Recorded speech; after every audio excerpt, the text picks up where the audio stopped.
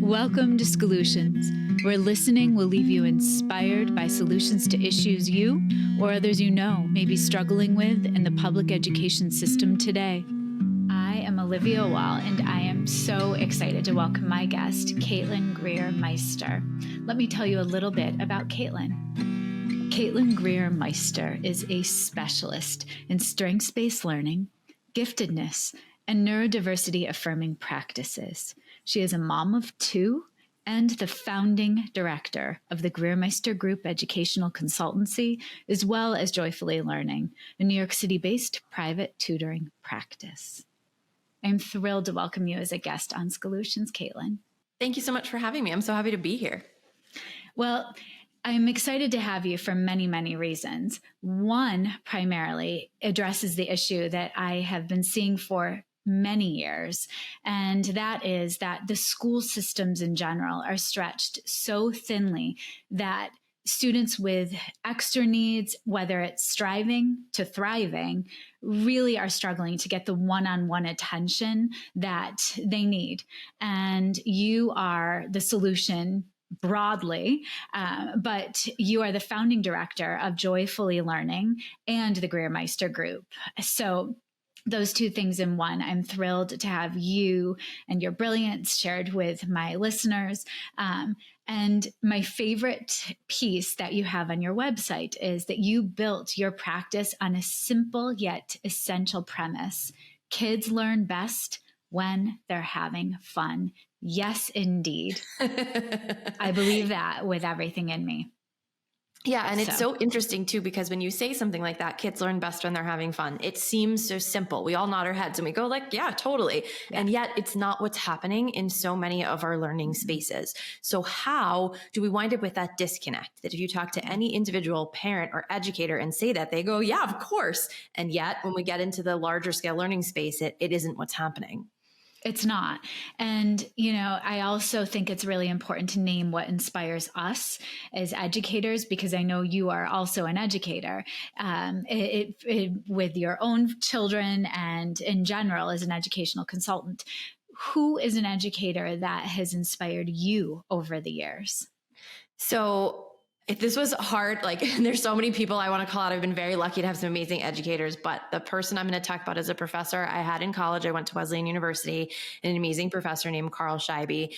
And he planted the seeds for me, what I realized grew in my own practice as an educator, of providing that kind of authentic belonging for students and providing a sense that not only was I valued as a person, but that what I brought to that learning environment was valued. And so he really pushed us to bring our own personal experiences to every conversation. It was a course that overlapped between psychology and theater, actually. And he really pushed us to bring our own personal experiences to every class, which was difficult and not something that we'd really always been asked to do before. And I realize in retrospect now, having my, decades long career, that what that was doing was really saying, what you bring to this community is valued. We want that lived experience, right? It was hugely impactful. That is, and I can see the same ripple effects. That's exactly what we want in our classrooms with children. And, I'm interested to know what propelled you, or what was the inspiration for you to create both Joyfully Learning when it comes to tutoring, but also the Greer Meister Group in general. Yeah. So the Greer Meister Group is sort of the larger umbrella, if you will, for all of the different things that we do, including professional development for schools, speaking engagement for parents groups, educational consulting. Joyfully Learning is the tutoring side of what we do. So that's where we're doing our private tutoring. The answer to your question is, I've been working with kids and families for more than 20 years. I mean, since I was a kid myself. And then 9.5 years ago, I became a mom for the first time. Yes. And the thing is, I grew up thinking I knew how to do education, right? Because I knew how to get stickers on my reading logs and my pencil lines never straight outside the bubbles on my standardized test sheets. And then I had this amazing, amazing child. And suddenly so-called experts were looking at me and saying, we don't know how to help your child. Okay. And what do you do as a mom when you hear that, right? And as a first-time mom, when you're just trying to feel like you're sleep deprived and you're trying to figure it out and you don't know what's happening, right? So I had to build it for him, right? I mean, that's the short answer. I had to figure out how he learns best. And in doing that, I realized that that was a gift I could give to other parents because I could help them figure out how their kids learn best. And so coming on close to a decade ago, everything I thought I knew about education changed because of my son, who is an amazing, beautiful, gorgeous human being. And I'm pausing and laughing because I had a background in gifted education and my son is profoundly gifted. And it's almost like the universe like went, oh, you think you're an expert in this? We're going to give you this child to parent. Yes. And just like took me down a few notches, you know? Yeah. Game on. Game on. But the reality was that the more I trusted my instincts as a mom, the more he thrived. Right? Yes. And so that started to drive everything I was doing. Every time I get on a phone call with a mom and she says, you know, I just have this feeling, I key in on whatever she's about to say next, because 99% of the time it's going to give me what I need to help that child. Right? Yeah. And I think so much of what makes me who I am as an educator, as a coach, as a mom, is I really work hard to align what I believe to be true about education with the practices that then you'd see in the classroom, and make sure that research, I think it should have been on top. Research always has my back. So I often am fascinated to ask people, what would you say are your foundational beliefs, especially when it comes to tutoring? And then I know that you also lean heavily in your words on strengths-based neurodiversity-affirming approach to tutoring. So that's part of your beliefs, but say more. Yeah. So kids learn best when they're having fun, which we already talked about, is absolutely, you know, number one on my list. And then, as you mentioned, the strengths-based approach, and then layered on top of that for many families, a neurodiversity-affirming approach. So, you know, what does that mean? That all sounds great. Like, yeah, we all believe in strengths and we all believe in affirming our students, right? But what are we really talking about? So being strengths-based means we begin a relationship with a child, with a student, identifying strengths, and then helping them learn how to use those strengths to grow in areas where they need to or want to grow. Right. And the opposite of that, which sometimes helps people frame it in their brains, is a deficits-based approach. So in a deficits-based approach, we might say, here are all the ways you're failing to meet expectations, and now I have to help you catch up. Right. Whereas in a strengths-based approach, we would say, here's this thing you're really strong at, and I'm going to teach you how you can use that strength to grow over here. Now, let's forget about our students for a second, just you and me talking. Which of those is more likely to get you to want to engage with me, right? Yeah. Yes, absolutely. So that's where the strengths-based comes in. And if you want to talk about the neurodiversity-affirming, ask away. I'm happy to talk more about that too. Well, you know what this reminds me of too, as an educator, years ago in my training, we studied Vygotsky's work, Lev Vygotsky's work, and we talked about zones, especially the zone of proximal development. What was left out of my training that I learned years and years later studying research is that zone of actual development leading to proximal development, and then also the zone of frustrational, which I've deemed future. And so thinking of that actual development, those are the strengths. That's what that child has in place. And I agree with you. I think it is mirrored with adults, right? Zone of actual strengths, and then proximal. What's that stretch based on the strengths, based on the actual? If we're only naming what's not there and then expecting somehow to go to frustrational or to fill that gap, it's going to be that deficit-based work. And it's not really motivational or inspiring either. You mentioned research, right? And everything I do is very evidence-based also. I'm really research-driven, and I'm sort of surprised by how much that's happening in schools is not research-driven a lot of the time, right? If you look at the research on strengths-based approaches, they show greater engagement with learning, which again, we just gave the illustration in layperson's terms, right? Like that makes sense to us. And it also shows better mental health outcomes. And so if we're talking especially about our teenagers and we're seeing some of the mental health crises that we're having right now, I think it's really important to connect these dots, right? That if our goal is to nurture learning, which like nobody gets into education for the glamour or the money, right? So our goal is to nurture learning, right? Then a strengths-based approach not only nurtures learning, which is our goal, right? And also has the added benefit of better mental health outcomes for our kids. Absolutely. Spot on. Spot on. I'm thinking when it comes to the neurodiversity affirming approach, that also is strengths-based. What is the difference between the two though? It's an additional layer, basically. So strengths-based approach would apply to all of your learners, and then a neurodiversity-affirming approach is specifically for your neurodivergent learners, although we find that a lot of the neurodiversity-affirming practices benefit everybody. And by everybody, Yes. I don't just mean neurodivergent and neurotypical students, but I also mean the teachers, I mean school leadership, I mean parents in terms of homeschool connection. Like, everybody wins. It's those practices are wonderful for everybody involved. But let's back up. So neurodiversity it describes the range in the way that human beings process information, right? No two people think alike. It's not a diagnosis. It's a scientific fact of our species, right? And it's actually completely essential for our species to thrive. And one way that I like to look at this is to say, well, if we want something different one day, like a solution to climate change or a cure for cancer, why would we think that forcing everybody to think in one way would ever get us something different out the other end? Right? Yes, That's sort of the simplest way that I can illustrate why neurodiversity is amazing for our species. Okay. Yes. Now, there are certain forms of neurodiversity that do come with diagnoses. And these are the ones that as educators, like, we're often used to seeing on our IEPs or 504s, right? And this is things like ADHD or our autistic students or dyslexia, right? Many, and that's by no means an exhaustive list. There are many, many forms of neurodiversity. Some folks choose to call those forms of neurodiversity. Other folks choose to call them neurodivergence, right? And I don't want to get too into the weeds around the language, but the nuance there is, do we want to define ourselves as diverging from some typical that is culturally responsive, right? Versus we can talk more about that. That's probably a whole episode if we wanted to dig into that. Right? So being neurodiversity affirming, to go back to the other question, is at its essence saying, for my neurodivergent learners, I see your interests, I see your skills, I see your capacity, even if they're not on my curriculum, right? Even if that's not something we cover in a typical second grade year or sixth grade year or whatever year we're in, right? It means that I say that back to what I was saying about the educator who inspired me, that I value you and I value what you bring to this learning community. Again, even if it's not on my typical curriculum for the year, right? Right. And there's a lot more that goes into that, right? I'm giving you sort of a bullet point version of it, but it's about creating a learning space that provides authentic belonging for neurodivergent learners, right? And frankly, we should be creating authentic belonging for all of our learners. But you asked me specifically about neurodiversity affirming. So that's the...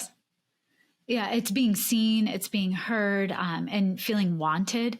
And I love that. I'm thinking and that what you contribute is valuable, right? That even if your right way into this discussion, this activity, whatever we're doing, doesn't look the way I expected it to as your teacher, or doesn't look the way anybody else's looks, right?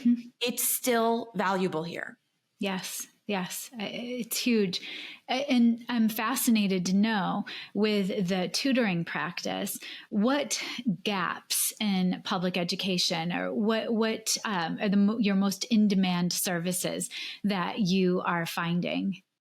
So I would say that about roughly half of our practice is with us for additional supports or remediation, and roughly half of our practice is with us for enrichment. And that second part is often what surprises people. But the reason for it is that there are many things that kids are interested in exploring that aren't covered in a typical curriculum for whatever that year is, right? So if I have a second grader who's super interested in the periodic table of elements, like, that's not going to show up on a typical second grade curriculum, but that's something we can provide outside via tutoring. And we take a self-directed approach to our enrichment, which means that the child works in partnership with the tutor to come up with a scope and sequence to pursue what's of interest to them. So we have done, here's an example. So we had a student who had some goals about stretching and learning more in math and was really interested in skateboards. So we designed a whole scope and sequence around the history and engineering of skateboards, and we embedded the math learning into that scope and sequence. This connects right back to where we started. Kids learn best when they're having fun, right? And being strengths-based. I took that child's strength, this interest in skateboarding, right, and used it to help him grow where he wanted to grow in the math. Yeah. You're really making me think, though, also how relevancy plays a huge part in engagement, whether it's inside the walls of a public school or outside. And what a gorgeous example of tapping into one student's excitement and engagement around something that they're passionate about. Imagine if, as educators, we were able to create units, mathematically perhaps in that example, the idea of history of skateboarding or in connection with mathematics, we could still study a variety of topics. So I think, you're putting something out there that's much bigger than tutoring. It's around relevancy and engagement with students. So that's gets me right in the heart. And, I also know I do receive calls from families asking, and caregivers saying, my child's not getting the support they need with the school system. We feel like we've exhausted all of the resources. When is the right time? It's such a hard decision to reach outside of the public system. Now. Okay. It's a really simple one-word answer. The answer is now. I don't mean to be glib about it. I mean, the reality is that we can help a child when things are already in crisis mode and things are on fire. Like, yes, we can certainly help, but it's much more effective for the whole family, for the child, for the parent, if we can get in and provide support ahead of something turning into a crisis. So if you have an inkling that support would be beneficial to your child, don't wait, right? You can always dial it back. You can look for a practice like mine that doesn't compel you to commit to some sort of set duration or package, right? Like, yes, there are places where you have to sign on the dotted line for an entire semester or a dozen sessions or whatever it is, but not every practice is like that. Mine is not. So, find a practice that is flexible and will let you get started. And if you need to dial it back, you can. But the way that I look at tutoring is I want my children, and therefore all of the children we work with, to go into school feeling as confident and capable as possible, right? Yes. And that way, they have all of their resources to tackle whatever new challenge is going to come their way. Because the reality is there's always going to be a new challenge, right? Whether it's new academic material, it's a social challenge, it's something completely unforeseen like a pandemic, like who knows, right? There's always going to be new challenges coming at our kids. So the more we can send them into school feeling that they have that foundation, that confidence and that capability, then they have all those resources to tackle whatever that new challenge is that comes at them. And so I think, when I hear you say you built it for your own child, that's amazing. And I also think it's really hard to be a caregiver and a tutor. And it really can rip relationships apart, sadly, or just add a lot of stress into the household. So for me, anytime that I've had outside support for one of my boys, it's always been a stress diffuser. It's helpful, extraordinarily helpful to have them interacting and getting support that I cannot always provide. What are other benefits that you can share with caregivers specifically around why think about getting a tutor for your child if it's needed? Yeah. So first of all, like when we pictured becoming moms, nobody pictured being homework enforcer, right? That wasn't part of the like fantasy montage you had in your head, right? So, over and over again, I get phone calls from parents saying homework in my house is creating so much stress in my relationship with my child. I don't want this stress. Like, how did I get stuck in this? Right. And this is one of the areas where tutoring can be hugely helpful because the relationship your child has with a tutor is going to be very different than the relationship they have with a parent, as it should be. Right. And so a lot of that emotional weightiness that infuses the dynamics around homework or studying for tests and things like that, when it's a parent and a child doing it together, it doesn't have that same emotional weightiness when it's the child and the tutor together. And what that does for parents is frees us up to play the role that only we can play, right? Which is the unconditional love, the emotional support for our child, which is more important. That's the part we cannot outsource. So please outsource the homework, right? That's the easy part, right? Outsource my child really didn't understand how to multiply fractions and they've moved on to the next unit and he just has no idea what's happening, right? Outsource that. And especially I would send this message to parents who feel stretched thin, right? If this is like we're working outside the home and we come home in the evening and we have an hour or two with our kids in the evening, it is going to do so much more for your child to use that time for genuine connection, right? Emotional connection and family time and parent-child connection time than it is to be like, let me run you through these flashcards and prove to me that you memorize these vocabulary words, right? Yeah. So that's so true. How does your tutoring work with the school system in general? You're based in New York City. So how do your tutors connect with the children's teachers? Yeah, so that varies family by family. Some families want us to be more connected in the school and others don't, and we're flexible. We'll go in whichever direction the family is comfortable with.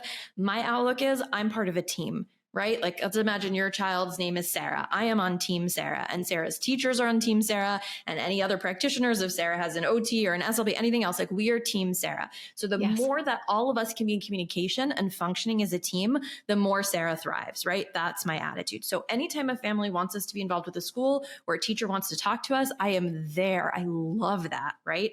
Beautiful. Yeah. In the early years, I've been in private practice for 12 years now. In the early years, there was less of that. There were more teachers who felt a little bit defensive that bringing in a private tutor was somehow a criticism, implied criticism of what they were doing. But I am really thrilled to report that over the 12 years I've been doing it, there's been a massive shift in that. And almost all teachers, classroom teachers I come across now see things the way I do, that like we can be a team together and support this child to thrive. That's such a lovely, transparent and refreshing perspective. I love it. Team Sarah, team child.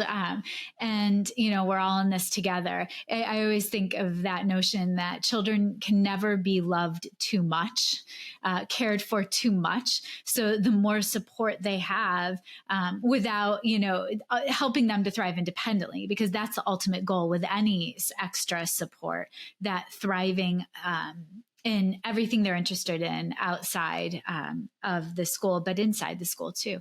So, it's interesting what you said about independence too, because our goal is always academic independence. We never want tutoring to become a crutch.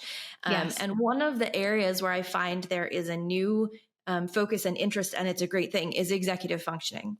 So we get a lot of students in our practice now for executive functioning support, where it's not like, oh, I'm coming to you for content and for a particular, like math, like my example of multiplying fractions, but rather support in developing executive functioning skills across a variety of subjects. And now that is really part of the conversation more, again, to your point about evidence, like we have a lot of research on executive functioning skills. That is one of the biggest gifts that we can give to kids as educators when we think about academic independence, or what I like to think of as like making them lifelong learners, right? Which is what I want for my own children, right? Is this support of executive functioning skills. That's where the independence comes from. Well, and so you're speaking my language when you say executive functioning skills. I understand fully what you mean. Can you define that though for listeners? Sure. So executive functioning skills are the skills that allow us to successfully execute tasks in simplest form. And with slightly more detail, what that means is skills that allow us to creatively problem solve, to manage our time, to organize both our thoughts and our materials, to set and achieve our goals, to take a large long-term project or something that feels overwhelming and break it down into actionable steps for ourselves.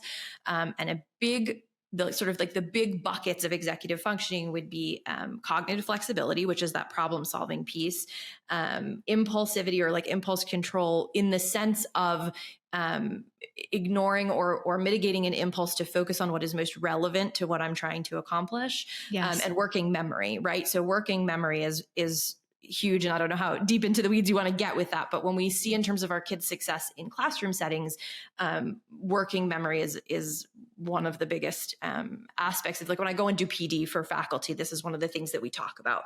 And it actually is completely connected to the idea of being neurodiversity affirming, because many forms of neurodivergence impact executive functioning skill development. And what can happen, well, you tell me, what happens when you're a teacher and you're in front of 25 kids who are at all different executive functioning development levels, and you give a one size fits all ask to all 25 of them? What happens? It pretty much falls apart, and you have maybe 2 or 3 children that are with you and probably would have been with you regardless. And then the rest, it's just everyone's asking, what did you say? What do you need me to do? It's chaos. So when I'm in front of faculty teams having this conversation, doing professional development, I get answers like, when I say what happens, I get chaos, pandemonium. Yes. Right? Words like this. So we know it's not working, but what we need is for somebody to tell us, what are the strategies, what are the tools that will work better than that? And that's where I come in on the parent workshop and professional development for faculty side. It's brilliant. It's brilliant. And I'm also thinking right now I'm reading 4,000 Weeks by Oliver Burkeman, and something that I am talking to my older son, who's a junior in high school, and my younger son, who's a 6th grader in middle school, is around really selecting 2 to 3 I guess, items that you have to accomplish that day and that they count the most.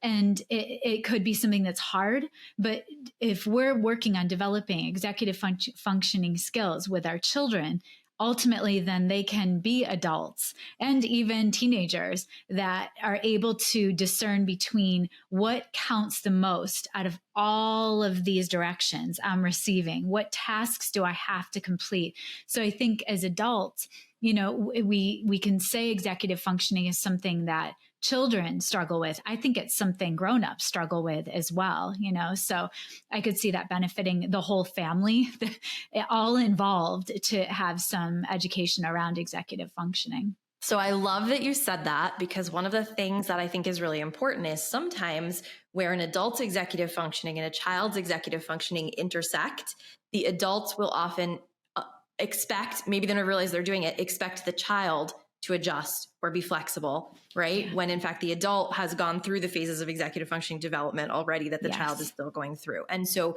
we see this a lot. So here's an example I can give of this. So imagine that, your child's in middle school or high school, so they're changing class periods, right? Different expectations, managing different expectations. That's an executive functioning skill, like the new expectation each class period of a new teacher. So let's imagine we have one teacher who always writes the homework up on the board in the same spot and always reserves the last 8 minutes of class for everybody to copy it down into their planners, right? Yeah. And then let's imagine we have another teacher who the bell rings, everybody's packing up, they're heading out the door, and the teacher is shouting, "Oh, wait, read chapter 3 and answer questions 2, 7, and 15, right? Those are two adults with vastly different executive functioning skills. Yes. But we're asking the same group of kids to be the flexible ones, to adjust to both of those styles, right? So and true. A lot of times it's just because as adults, we just don't realize. Like, again, like I say that and you see like the heads in the room start to explode because people are going, oh my gosh, like I just never thought of it that way. Right? Yeah, it's such a good example.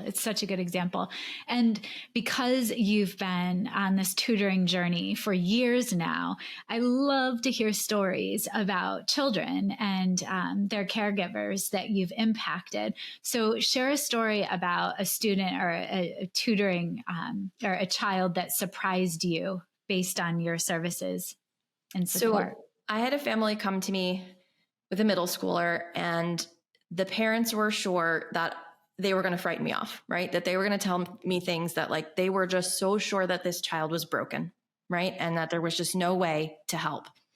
And what was happening, one of the things that was happening was that she was failing every test she was failing. And I went into a meeting with the teacher trying to say like, okay, what's happening here? Like we got really complex digging to do. And I was actually really surprised by the result. And it ended up influencing the way that I approach, I learn every child that I help, I learn something. I'm always learning and growing. So I get onto the phone with the teacher and I'm asking questions, and what we're finding out is like, okay, this child is demonstrating mastery of the material on group projects, 90% mastery demonstrated. Class participation, 85 to 90%. Homework, 85 to 90%. Presentation, 90%, right? This is what the teacher is telling me. And I just had the epiphany. I went, this is not a child who's failing tests. This is a test that's failing to serve its function. Yes. Right? Yeah, because what is the purpose of a test? The purpose of a test is to assess mastery. Well, if all your other markers of mastery are showing you 85 to 90% and she's consistently failing the tests, it's not a child who's failing tests. It's a test that's failing to serve its purpose. Yes. Right? Yes.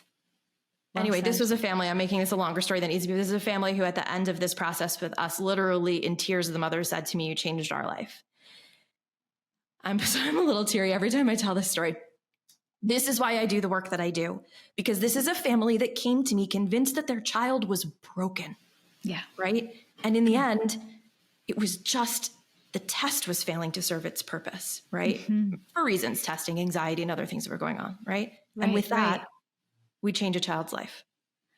Well, and Caitlin, also, why do we need a test in general to show mastery, right? Yeah, I mean, that speaks volumes too, because all of the other pieces and layers that you shared, she was showing understanding of the targets, of the content. And so I think that is another piece of the educational system that is broken. Often at the end of a unit, you say, how are students going to show their understanding through reading, writing, talking, problem solving? If it is a test, that is so short-sighted. So I love that you were able to advocate for this child and also bring to light, it shouldn't be a test that's the end game in showing mastery. Let it be a gorgeous project that the kids create and have a lot of say and voice in, because she would feel even better about herself. Thank goodness you came into her life. So Caitlin, I love the idea of, Team Sarah, the team child. I still am pausing because I know that, it can also feel adversarial sometimes with the caregiver, the tutor, all of these people. How do we nurture that caregiver, teacher, school relationship? So I always encourage parents to go into their interactions with their teachers as though they are on a team also. And the reason for that is that if we are using any of our resources for antagonism in that relationship between caregiver or parent and teacher, right, then we don't have those resources to use to meet the external challenge, which is how do we help this child thrive? So the follow-up question people always ask is like, okay, that sounds great, but like, what does that really mean in action, right? So what I say is, first, I always start the year by reaching out at the start of the year. Don't be afraid to reach out to your child's teacher. Over and over again, teachers tell me they want that because you know your child best, right? So listen, this is a busy time of year. It's not your moment for an hour-long meeting, right? But a quick phone call just to say, here's some things that will really help my child thrive in your classroom, right? Or here's a challenge my child has experienced this summer that you might want to know about. Helps set your child and the teacher up for success from day one in that relationship. Beautiful. Past that first point, I'm looking for opportunities to express gratitude. This is how I'm building the foundation of my team, right? So let's say your child's assistant teacher leaves the classroom 2 months into the school year unexpectedly. That's a great opportunity to reach out to the head teacher and just express gratitude for providing such sturdiness and stability for the kids, right? Or let's say your child comes home glowing because the teacher asked her about her interest in marine biology. We should send a quick email. Oh, Susan told me how great the conversation was about the sea turtles, and she was so happy to talk to you about it. Thanks so much for taking that time with her, right? So we're building up this relationship so that if we do face a challenge later, we've already established some sense of teamwork, right? As opposed to just communicating around the challenge. There's a lot more we could say there. I don't know how much you want me to go into, but that's where it begins. Well, and I think I appreciate the idea of pausing to say thank you or pausing to acknowledge positive interactions, because I don't think as caregivers we do that enough, of just dropping a line. I hear about 20 times a week different experiences that both of my boys have had with their teachers that are amazing. Or just the simple, my younger son will say his science, he adores his science teacher, and he'll just under his breath say, she's the best. And just that, it's like, I think it just speaks volumes, right? And I also, the idea of relevancy that we were speaking to, school is not just the place where learning takes place. And I think we have to pause and recognize that. How do you share that idea or concept with educators or caregivers you're working with? Where does learning happen? So learning is everywhere. That's as core to what I do as believing that kids learn best when they have fun, right? Learning is everywhere. And when we think about our child's educational experience, school is one part of it. School may be a very important part of it, but it's not the only part, right? The only place your child learns is not within the four walls of the classroom and not just on homework that gets sent home from school. Your child is learning all the time, right? You couldn't stop them from learning if you tried, basically. So one of the things I like to talk to parents about is how do we find those learning moments in our everyday life? So I'll give you an example. I have a 5-year-old and a 9-year-old. I'm online for a bouncy house at a carnival with my 5-year-old. We got a long wait. So I know I need to keep him engaged and entertained. And also this is a great opportunity where the learning is everywhere. So what are we going to do? We're going to count how many kids are online ahead of us for the bouncy house, right? Then we're going to say, okay, if half of those kids got to go on, how many kids would be left in this line, right? So and then we're going to say, are you noticing how many kids are getting to go into the bouncy house together as a group? Oh, 4. Interesting. And you counted that there were 20 people on this line. So if they're going in groups of 4, how many groups are going to get to go in before it's our turn? Now, you might tell me a 5-year-old can't do division. right? But I'm going to tell you, yes, they can. And here's why. Because I didn't sit down with a worksheet and drill my kid in, here's the algorithm for division. But while we're standing there online, it's relevant. It's part of our life experience, right? And that's one example. I mean, I could give you 1,000 examples. Next time you're walking past a river, throw some things in it, which float, which sink. You know, that alone, that's a learning moment, right? And it's tiny. If my bouncy house math example felt overwhelming, right? Like that's a little one. Just toss some stuff in the river. It's fantastic. I also think there's something to be said for slowing down and looking and observing what's around us, because children are ready to take in their surroundings, and our world of phones and media and all of this distraction. You know, when we're in a car, we really try to not have any devices on and just take in the world around us and to notice. And I think that that's what I hear you also advocating for. We can learn when we slow down and to take in our surroundings. And ironically, it can also help to distract from the frustrations we're feeling. So thank you. That example is super helpful. Do you ever support groups of children, or is it mostly just that one-on-one? So at Joyfully Learning, which is our private tutoring practice, we do one-on-one, we do one tutor with a pair, and then we do a pair of students, and then we do small groups of 3 or 4. We don't go bigger than 4 because I have found that the real value in what we're bringing, besides all of these high level concepts we're talking about, like strengths-based and neurodiversity-affirming, the value that we're bringing is really that individualization, that differentiation. Right. And if we grow with a group larger than 4, we're not really able to provide that, right? And that is the privilege of private tutoring, right? And that's why I just want to acknowledge for classroom teachers who are listening, I get that it's a position of privilege that I'm sitting in going like, well, I don't want to work with a group of more than 4 and they've got 30 kids in front of them. Like, I totally get that. And that speaks to your point of when it's time to bring in a private tutor, and why I say like now, right away, don't wait. Because once I realized, I worked in a classroom setting earlier in my career, and once I realized the impact I could have one-on-one or somewhere between one-on-one and 1 to 4, it just changed everything for me. And that's why I work in the space that I work in. Now, if somebody has a bigger group that needs support, that's where we'll do like parent workshops or PD for schools. Yes. And again, transferring to public education in the classroom, what we can still do, that one-on-one conferring is the way you make connections with children. You get to know their strengths, and then you design your instruction based on those needs moving forward. So, and, what's really interesting is I find that many of our teachers spend a great deal of their resources and time and energy on classroom management, right? Worrying about classroom management strategies. And one of the things that I would love all of our teachers to take away is the more that you build authentic connection with each student, the less you have to worry about classroom management, because that level of connection and feeling authentic belonging reduces all of those behaviors that you consider to be challenging, more so than any sticker chart or giving out pom-poms or whatever, the extrinsic motivation strategy of the week is, right? Yeah. And engaging curricula, right? So designing interesting daily instruction based off of what the students are understanding the day before. And I'm still, fighting the battle against those scripted, basalized curricula that tell a teacher what they need to teach every day. And they are totally missing the point that we are teaching humans, not this, day to day to day. So I think the shift in education needs to continue to be, how are we trying to make these people better humans in general?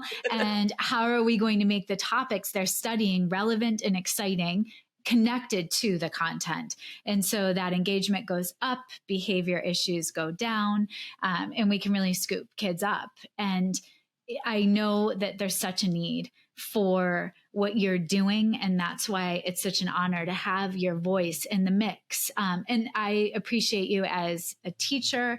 I appreciate you as a mom. And I also want listeners to be able to get in touch with you. So I know you have a gorgeous website. What is the best way to reach out? Yeah, the 2 best ways to find me are either via our website, which is joyfullylearning.com, or to find me on Instagram, where I'm at Greer Meister, and just DM me there. I love what I do. I love talking about what I do, in case you can't tell. And so every time I have one of these conversations, I want anybody listening to think of it as the beginning of something, not the end of something, right? And if you heard something here today that resonated for you, or you have questions about, reach out to me through joyfullylearning.com, on Instagram. Let's talk about it. I would love nothing more. Well, and so because I want to keep all children joyfully learning, pun intended, what would you say is our call to action moving forward? Our call to action is to remember that our kids come to us curious and joyful in their learning, and the decisions that we make either nurture that or diminish it. And so let's get informed about what choices we can make to nurture and encourage that joy and that curiosity. The information is out there. If you don't know where to find it, that's a great reason to reach out to me. I can give it to you, right? But yeah, that's it. Our call to action is let us be nurturers of the joy and the curiosity that our kids come to us with. Ah, boom. Fabulous. Caitlin, this has been enlightening. Thank you for the important work you're doing, and your passion exudes from you. I'm excited after our conversation. And, I'm just grateful that families and caregivers and even teachers can have someone to reach out that feels safe. You're welcoming, and I think it's just exciting and inclusive. So I appreciate you. Thank you so much for having me. Yes, take care. Solutions is a podcast created, produced, and edited by me, Olivia Wall. Special thanks to my guest, Caitlin Greer Meister. Also, a big thank you to my older son, Benjamin, who created the music that's playing in the background. I would love for you to share the podcast far and wide, leave a review, subscribe on YouTube, and follow us on TikTok, Twitter, Instagram, Threads, and Facebook at Solutions Podcast. If you'd like to become a Solutions sponsor or share episode ideas, leave me a SpeakPipe voice memo at my website, oliviawall.com/podcast, or connect via email at solutionspodcast@gmail.com. Please keep listening. Let's continue finding inspiration together.